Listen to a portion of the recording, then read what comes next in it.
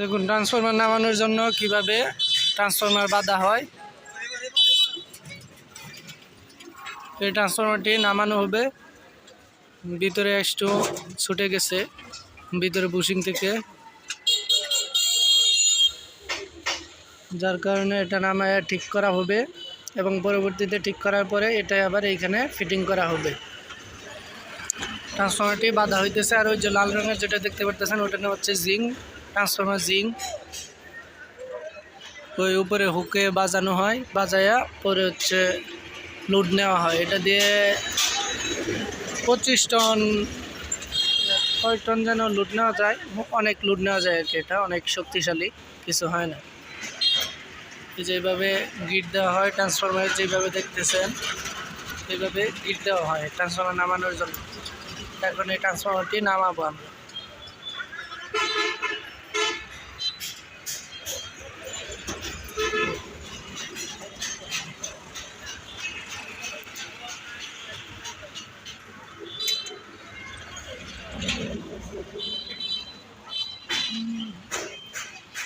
এই স্থানটি হচ্ছে ঢাকা সিলেট হাইওয়ের পাশে।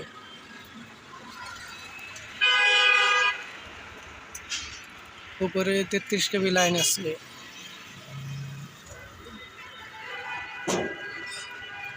ওকে,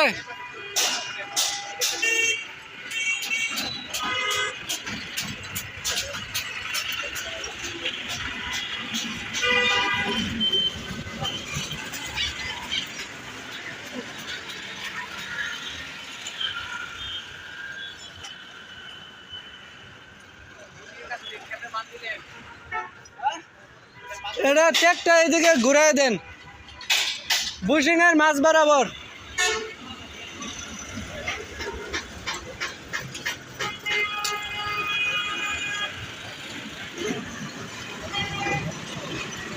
জামাই পয়সা খুলেন করে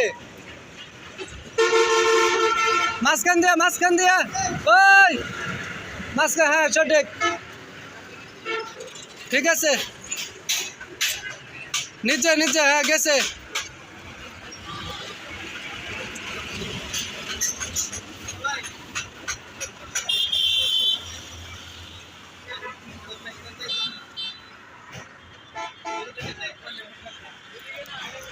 এই মোল্লা ভাই, আপনার একা থাকলে হবে না? একা একা পারবেন না?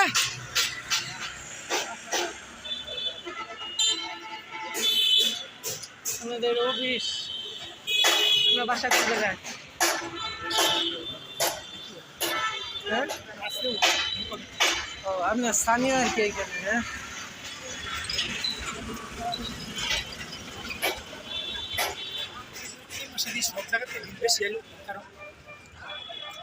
বেশি বলতে যা ব্যবহার করছেন তাই তো, এর বেশি দাম নেই না, বেশি।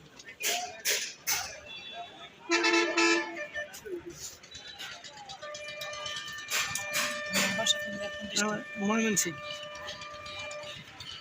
এনে স্থানীয়, এবার স্থানীয়, হ্যাঁ আপনাদের পাশে।